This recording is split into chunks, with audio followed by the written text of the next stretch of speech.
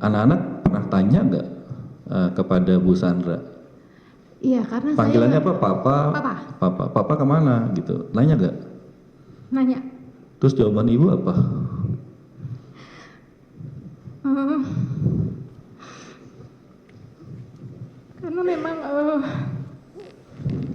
anak saya laki-laki, jadi saya tidak terlalu bisa mengajak anak saya untuk main bersama.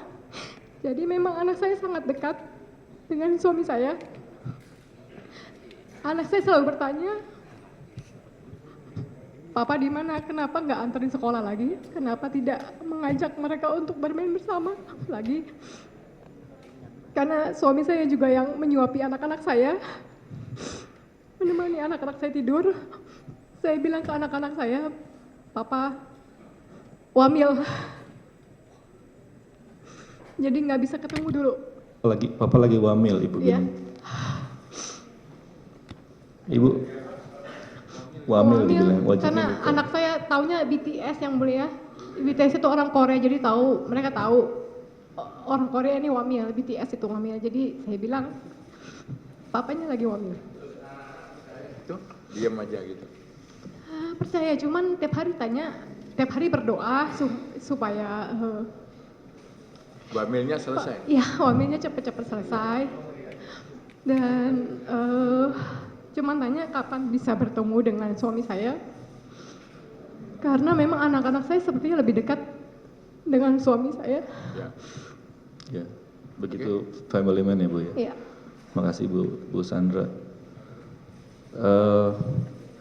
Kalau kami sebagai keluarga, orang-orang yang terdekat dengan beliau, kami sangat mengetahui karakter beliau.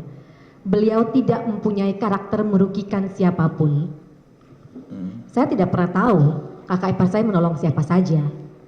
Tetapi ketika kakak ipar saya sedang tidak ada bersama-sama dengan kami, saya banyak sekali mendapat informasi dari teman-teman saya, dukungan doa, karena kamu mempunyai kakak ipar yang sangat baik. Jadi kakak ipar saya juga seseorang yang sangat menyayangi keluarga. jadi tidak hanya istri, juga Anda sebagai adiknya juga Tidak. dianggap sebagai bagian keluarga. Bahkan Sehingga kepada dia orang-orang yang disayang. mungkin random, tidak dia kenal. Ketika dia tidak ada bersama-sama dengan kami, saya ada aja. Banyak teman-teman saya menyampaikan dukungan doa karena mereka tahu. Kamu tahu bahwa kakak ipar kamu membantu ini, itu yang kami aja tidak pernah tahu. Jadi begitulah karakter kakak ipar saya. Kalau Bu Kartika pernah tahu tentang perannya Pak Harvey di Bangka pada masa COVID, pernah dengar?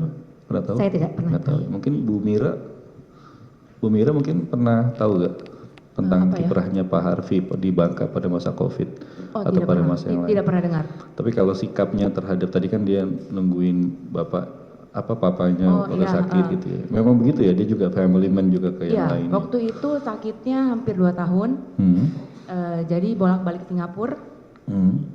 Jadi saya jagain mama, kakak jagain papa bolak-balik. Karena kalau mama maksud mungkin takut capek ya. Jadi mendingan anak-anak aja. Di keluarga tuh Pak Harvey nomor berapa? Nomor 4. Nomor 4. Oh, Iya. Di atas ada 3 kakak. Iya, di atas ada 3 Di lagi. bawah ada berapa adik? 3 Saya lagi. paling kecil. Oh, jadi di tengah-tengah. Pak Harvey. Pak Harvey nomor 4, saya nomor 5. Oh, nomor 5. Tapi sikap dia juga sama ya kayak Bu Sandra tadi, gimana sikapnya? Sama. Juga tetap sama ke semuanya. Sayang ya? mama, sayang kakak, Nggak sayang adik. dibeda-bedain. Iya, sayang ponakan. Nggak mau berkonflik. Tidak pernah. Nggak mau Tidak pernah berbuat membuat yang orang tua susah tuh tidak salah. pernah. Nggak mau berusaha, selalu berusaha yang terbaik ya. Ya, kita semuanya keluarga akrab ya. Maksudnya tidak pernah ada masalah dari kecil.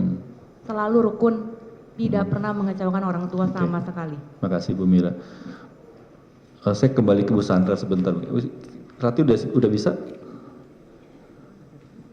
Ibu Sandra dulu deh. Ibu Sandra, tadi saya ada pertanyaan sebenarnya ketinggalan berkaitan dengan perannya Pak Harvey di Bangka.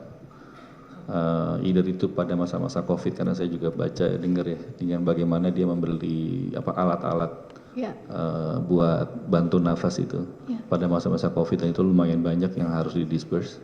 Ibu Sandra tahu tentang kegiatan itu? Saya tahu. Jadi suami saya pernah bilang dia ingin mengajak teman-temannya untuk membantu yang COVID, karena ini kan masalah nyawa orang.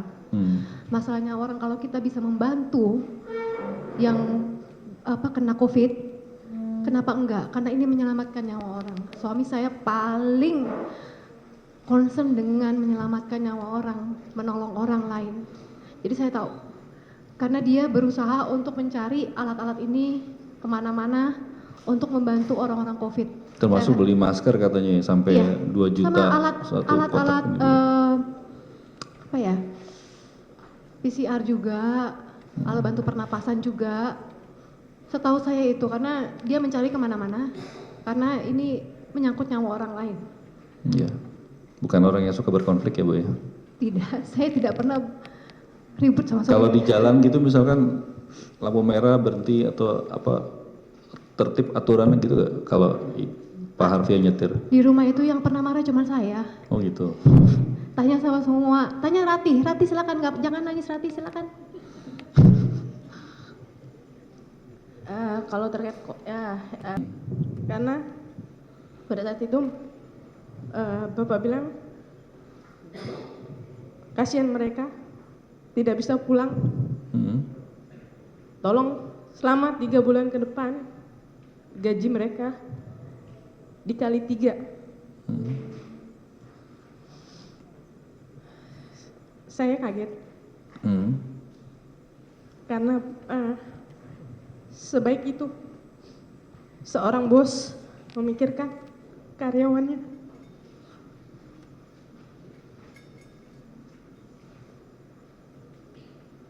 Gitu ya. Terima kasih Ratih.